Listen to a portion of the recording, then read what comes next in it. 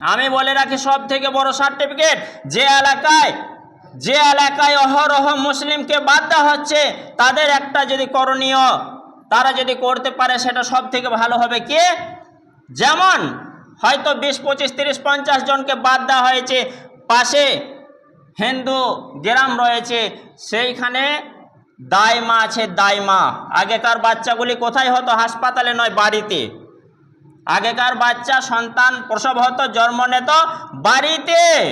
আর 100টা দাইমার মধ্যে 99 জন দাইমা হচ্ছে গায়ের মুসলিম তথা হিন্দু।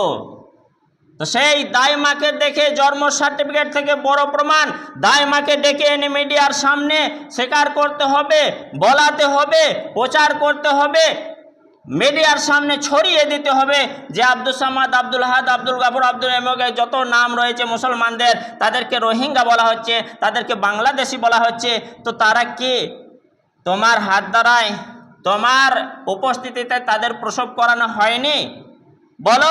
সে যদি টক টক টক টক করে তার মনে থাকবে বুড়ো পর্যন্ত, এই বাড়ির 3টে সন্তান, এই বাড়ির 2টো সন্তান, এই বাড়ির 5টা সন্তান, এই বাড়ির 1টা সন্তান, আমার মারফতে আমাকে খবর দেওয়া হয়েছিল, ডেকে পাঠিয়েছিল, আমি গিয়েছিলাম, আর আমার উপস্থিতিতে প্রসব করানো হয়েছে, জন্ম হয়েছে আমার উপস্থিতিতে। তো মিডিয়ার সামনে এরকম বলা করানোর দরকার আছে। আজকে সেই মানুষদের ঘুমকে কেড়ে নেওয়া হচ্ছে। যাই হোক, আলহামদুলিল্লাহ, কোর্টের একটা খবর ভালো যে মাত্র 8 জন ছাড়া সবাই আপনারা ভারতীয় হয়ে গেছেন। তার জন্য আপনাদের আর টেনশন, চিন্তা নেই। না, এ কথাটা মনে রাখবেন।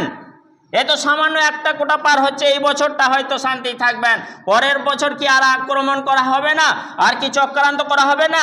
না, এই যে আপনাদের দুশমন, আমাদের দুশমন, মুসলিমদের দুশমন, কোরআনের দুশমন, নবী রাসূলের দুশমন, হাদিসের দুশমন, একটা শেষ হবে, আবার একটা জয়েন হবে, একটা চক্রান্ত পাস হবে না, আবার এক চক্রান্তে পড়বেন। মনে রাখবেন, এরপরে আসবে 33 প্রশ্ন, আপনাকে 33টা প্রশ্ন করা হবে। যদি পাস করে যান, আমি ভারতীয়, না পাস করলে সন্দেহের তালিকায়। অবশেষে কি 33 কোটি দেবতা আছে, 33 কোটি আমাকে প্রশ্ন করা হবে নাকি আমার জীবনে, সেটাও আমাকে সন্দেহ লাগছে। তারপরে সেটা শেষ হলে আবার আসবে। তবে এগুলি কিন্তু এই লোকালের কিছু কুবুদ্ধি দেনওয়ালা মানুষের বুদ্ধিটা তাদের মাথায় দিচ্ছে যে মুসলিমকে জব্দ করতে গেলে কোন জায়গায় হাত দিতে হবে। মুসলিমদের কাগজ কলম কাঁচা, ডাসাও নয়, পাকাও নয়।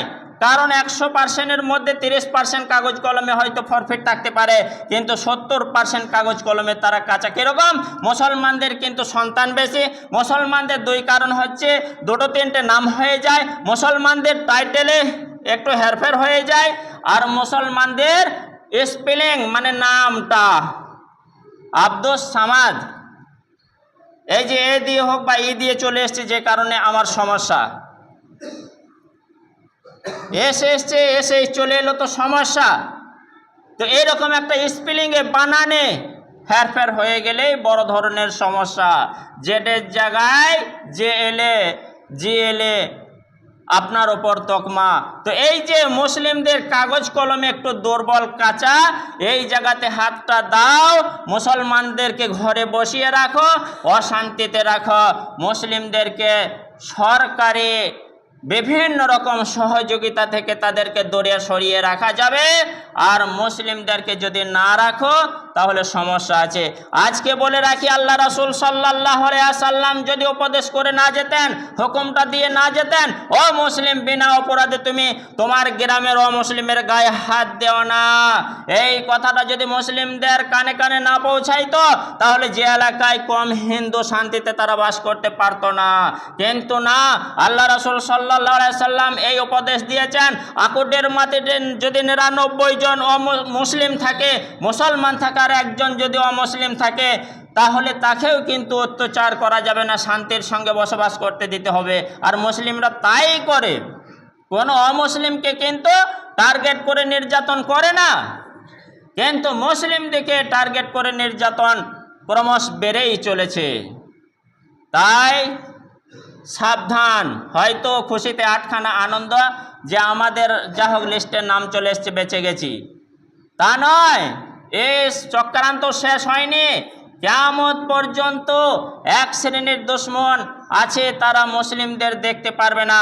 এক থালাতে ভাত যদি খান, এক থালাতে খাওয়া দাওয়া চলছে, হয়তো আমি মনে করব তার সঙ্গে আমার জাতা মেল, গলায় গলায় মেল, সে গায়ের মুসলিম, লা ইলাহা ইল্লাল্লাহ মানে না, আমি মানি, তাও কত মেল।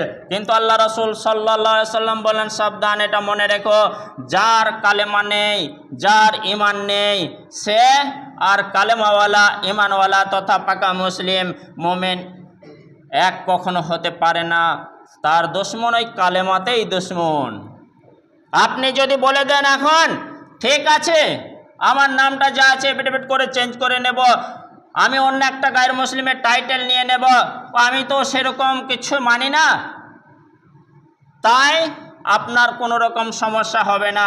দৃষ্টান্ত কিছু মানুষ মিডিয়াতে খবরটা নেবেন, দেখবেন যে পোশাকটা আপনি সাদা পরুন, কালো পরুন, লাল পরুন, হলুদ পরুন, নীল পরুন, ব্লু পরুন, জর্দা পরুন, যাবতীয় পোশাক আপনি কালারের পরতে পারেন, টাকনোর উপরে পড়লেই হবে পুরুষ মানুষের। তো গেরুয়া কালারের কাপড়টা, তাতে যদি জব্বা হয়, যদি পাঞ্জাবি হয়, যদি টুপিও হয়, সেই গেরুয়া কালারের পোশাকটা আপনি পরতে পারবেন না, পাবেন না, সেটা আপনার জন্য হারাম, হারাম, হারাম। তো সেই পোশাক কিছু মানুষকে, কিছু বিশেষ করে মুসলিম, অল্প সংখ্যক মুসলিম তারা রয়েছে, তাদেরকে টাকা দিয়ে কিনে নেওয়া হয়েছে, মিডিয়ার সামনে দেখানো হচ্ছে, তাদের গলায় মালা দেওয়া হচ্ছে, তারা বলছে হ্যাঁ মুসলিমরা শান্তিতেই আছে, মুসলিমরা শান্তিতেই আছে, তাদেরকে টাকা খাওয়ানো মাল। তারা কিছু আংশিক টাকার জন্য ইমানকে তারা বিক্রি করে দিয়েছে। মুসলিমদের সর্বনাশা করা হচ্ছে তাদের কারণেই, তাদের জন্যই। দেখবেন তারা যারা এই যে মুসলিমদের ওপরে এত অত্যাচার করছে, তাদের সুনাম গায়, তাদের নাম করে, আর খবরটা নাই যে কত অসহায় মানুষ, গরিব মানুষ, আহা বেচারা, তারা কষ্ট পাচ্ছে। যাই হোক, মুসলিমদের ধৈর্য আছে, এখনো পর্যন্ত দু একজন ছাড়া মুসলিমরা কোমর বেঁধে শক্ত হয়ে আছে। কিন্তু কয়েকজন অমুসলিম, তাদের তো বলা হয়েছে তোমরা যদি ভোটার লিস্ট থেকে বাদ যাও তবু তোমরা নাগরিক পাবে, তোমরা ভারতীয়, তোমাদের ডিটেনশন ক্যাম্পেও যেতে হবে না, বাংলাদেশে যেতে হবে না, তোমরা রোহিঙ্গাও নাও। তবুও কিন্তু দুর্গাপুরের আহা বেচারা 33 বছরের ছেলেটা ভয়ে, নাম আসেনি, বিষ খেয়ে নিয়েছিল, 3 দিন পর হাসপাতালে মারা গেল। তো যাই হোক, তার কালেমা নেই, তার দুঃখে সংসার চলে গেল। কিন্তু মুসলিমরা এখন আলহামদুলিল্লাহ অনেক ধৈর্য ধরে আছে, অনেক সবর করে আছে। তবে কিন্তু এটা মনে রাখতে হবে, যদি এখন মুসলমানরা একতাবদ্ধ হয়, আল্লাহ সুবহানাহু ওয়া তাআলা কুরআনুল কারীমে বলেছেন ওয়াতাসিমু বিহাবলিল্লাহি জামিয়া ওয়া লা তাফাররাকু, তোমরা একতাবদ্ধ হও, তোমরা এক জায়গায় জমা হও।